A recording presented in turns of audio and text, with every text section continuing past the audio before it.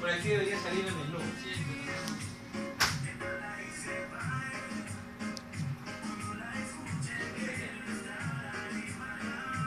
Cable de YouTube.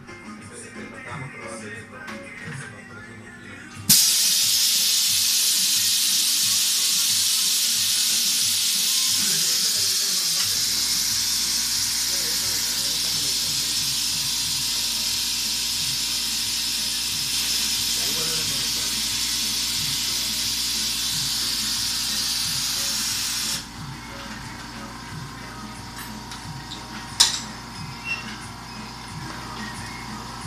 Ahí debería salir el logo.